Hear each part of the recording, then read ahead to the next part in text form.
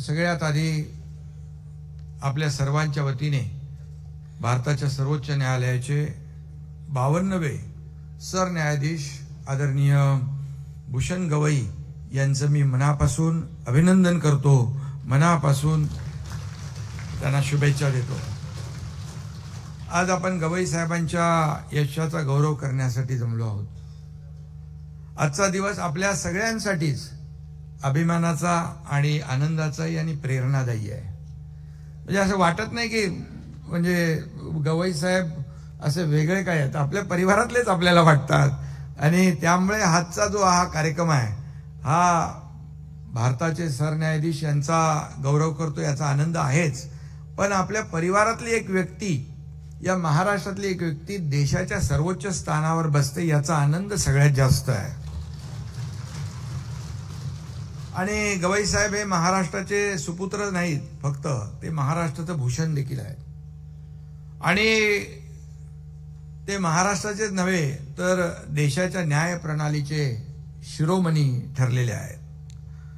न्याय व्यवस्थेच्या सर्वोच्च पदावरील व्यक्ती मराठी मातीत जन्माला आली आपल्या तुमच्या आमच्या महाराष्ट्रामध्ये, हा देखील आपला अभिमान आहे, आपल्याला आनंद आहे। आणि म्हणून महाराष्ट्रातल्या 13 कोटी जनतेला देखील याचा सार्थ अभिमान आहे। महाराष्ट्राला कर्तव्य कठोर न्यायाधीश रामशास्त्री प्रभुणे यांची परंपरा आहे, वारसा आहे। आणि गवई साहेबांच्या निवडीमुळे ती समृद्ध परंपरा पुढे जाईल असा विश्वास आपल्या सगळ्यांना आहे। आदरणीय भूषण गवई साहेब यांनी गेल्या 14 मे रोजी भारताचे 52वे सरन्यायाधीश म्हणून शपथ घेतली। तो दिवस आपल्या सगळ्यांच्या दृष्टीने महत्वाचा होता। देशाच्या इतिहासातला सोनेरी अक्षरांनी कोरून ठेवावा असा तो दिवस होता। महामानव परमपूज्य डॉक्टर बाबासाहेब आंबेडकरांच्या संविधानाचं त्या क्षणी सार्थक झालं असं म्हटलं तर वावगं ठरणार नाही। त्यांची नियुक्ती ही भारतीय लोकशाहीतील सामाजिक समतेचा, प्रतिनिधित्वाचा आणि सर्वसमावेशकता बंधुत्वाचा विजय आहे। डॉक्टर बाबासाहेब आंबेडकरांनी आपल्याला संविधान दिलं, स्वातंत्र्य, समता, बंधुता या मूल्यांवर आधारित राष्ट्राला नवी ओळख प्रदान केली। आणि संविधानाचे प्रमुख रक्षणकर्ते म्हणून या ठिकाणी गवई साहेबांनी सूत्र स्वीकारली। एका अर्थी, खऱ्या अर्थाने सरन्यायाधीश गवई साहेब हे डॉक्टर बाबासाहेब आंबेडकरांचेच खऱ्या अर्थाने वारसदार आहेत। त्यांच्या नियुक्तीमुळे एक मोठं वर्तुळ पूर्ण झालं असं म्हटलं तर वावगं ठरणार नाही। आणि म्हणून न्याय ही कुणी कुणाला देण्याची गोष्ट नाही आणि ती घेण्याची गोष्ट नाही। न्याय हे कुठल्याही संस्थेचं, कुठल्याही राष्ट्राचं चरित्र असतं। न्यायासन हे तटस्थ, न्याय कठोर आणि मानवी सुद्धा असावं लागतं। गवई साहेबांनी आपल्या अनेक निर्णयांमधून मानवता, संवेदनशीलता आणि संविधानिक मूल्यांची प्रतिष्ठा उंचावण्याचंच काम केलेलं आहे। सामाजिक दृष्ट्या दुर्बल घटकांना त्यांनी न्याय मिळवून दिला। दलित, शोषित, पीडितांना त्यांना हक्क मिळवून दिला। प्रमुख याच्यामध्ये त्यांना पुढे आणण्याचं काम केलं। कायद्याच्या चौकटीत राहून त्यांनी माणुसकीचं तत्व कायम जपलं।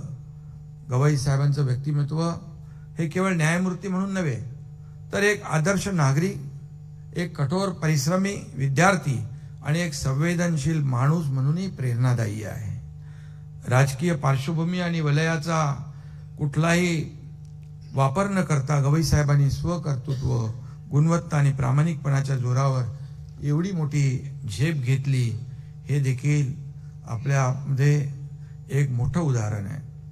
गवई साहेबांचे पिता आणि लोकनेते रामकृष्ण सूर्यभान तथा दादासाहेब गवई, त्यांनाही वकिलीचं शिक्षण घ्यायचं होतं पण ते घेऊ शकले नाही। वडिलांचं अर्धवट राहिलेलं स्वप्न त्यांच्या या सुपुत्रानं केलं, ही देखील अभिमानाची बाब आहे।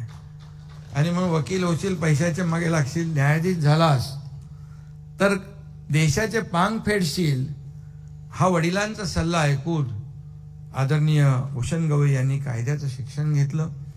गवई साहेबांना मगाशी कोणीतरी सांगितलं आर्किटेक्ट व्हायचं होतं, पण तिथं गेले असते तर देशाला एक उत्तम वास्तू रचनाकार मिळाला असता, याचा विश्वास आता आम्हाला आहेच. कारण अस्सल हिरा कुठेही पडला तरी तो चमकतोच.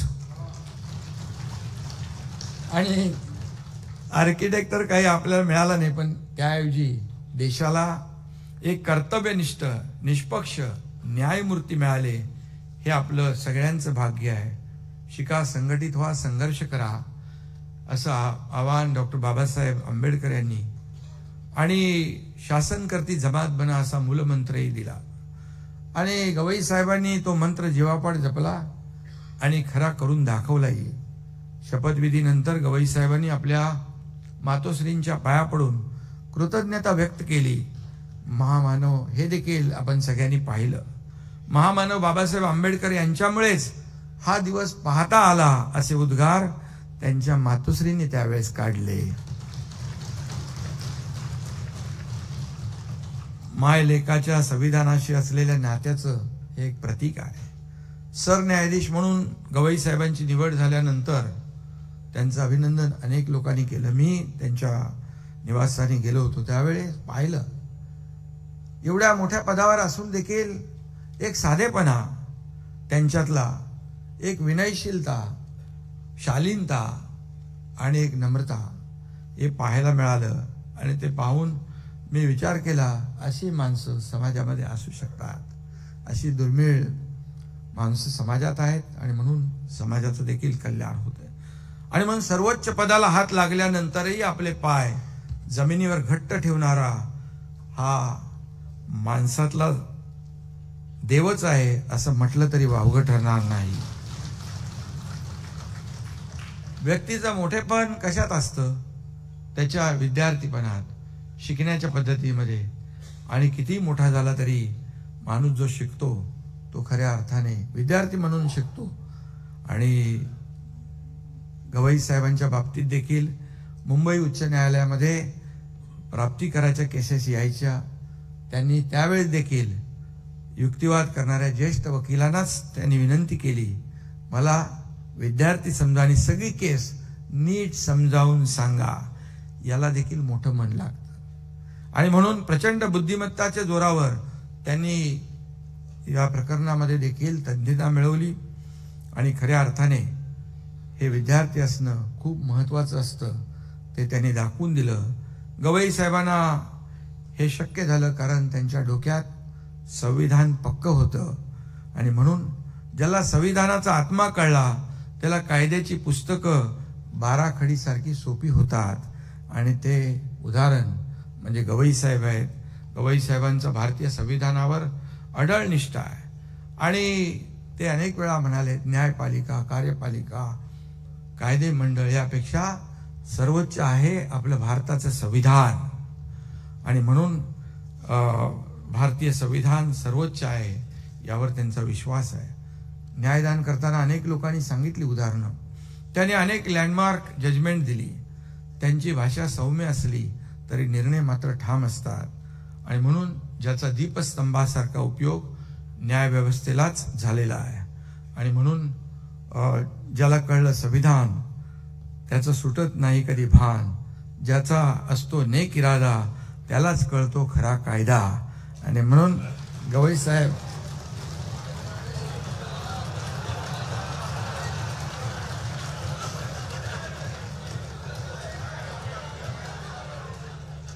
आठवले साहेबांनी मी आठवण केली. आणि त्यांनी दिलेले अनेक जजमेंट, त्यामध्ये देखील मगाशी कोणी 370 कलमचा उल्लेख केला. आदरणीय प्रधानमंत्री मोदीजींच्या मार्गदर्शनाखाली गृहमंत्री अमित भाईंनी 370 कलम काश्मीरमधलं हटवलं. त्यावेळेस अनेक लोकांचं पित्त खवळलं. अनेक लोकांनी त्याविरुद्ध सर्वोच्च न्यायालयामध्ये धाव घेतली. ज्या खंडपीठाने त्या याचिका फेटाळल्या त्यामध्ये देखील गवई साहेब होते. अनेक आपलं नवकरो संसद भवन असेल, लोकशाहीचं पवित्र मंदिर असेल, त्या बाबतीत देखील गवई साहेबांनी अनेक निर्णय घेतले. त्यांनी 300पेक्षा जास्त निर्णय असे महत्त्वाचे घेतले आणि म्हणून त्यांच्या प्रत्येक निर्णयात कायद्याचं शासन, सामाजिक न्याय आणि मानव अधिकारांचं, पर्यावरणाचं संरक्षण यांना प्राधान्याने दिसून येतं. महाडला आम्हाला भेटल्यानंतर देखील महाराष्ट्रामध्ये अनेक जे काही वर्षानुवर्ष प्रश्न जे सामाजिक आहेत, या राज्याच्या हितासाठी आहे, सर्वसामान्य माणसाच्या हितासाठी आहे, त्याची देखील चर्चा करताना त्यांनी कधी संकोच व्यक्त केला नाही. कारण शेवटी त्यांना सर्वसामान्य माणूस, राज्याचा विकास हे देखील महत्त्वाचं वाटतं. आणि म्हणून अमरावती येथील एका साध्या कुटुंबातून येऊन त्यांनी सरन्यायाधीश पदापर्यंतचा प्रवास, त्याचं यश हे मिळवलं. हे भावी पिढ्यांसाठी दीपस्तंभासारखं आहे. त्यांच्या कार्यकाळात न्याय प्रक्रिया अधिक सुलभ आणि पारदर्शी होईल आणि न्यायव्यवस्थेवरचा विश्वास अधिक दृढ आणि वृद्धिंगत होईल असा विश्वास मी व्यक्त करतो. जाता जाता एवढंच सांगतो, महाराष्ट्राच्या मातीमधला हिरा मिळाला भारत भुला, महाराष्ट्राच्या मातीमधला हिरा मिळाला भारत भुला, संविधानाचा वारकरी हा न्यायदानाचा भूषण ठरला. धन्यवाद.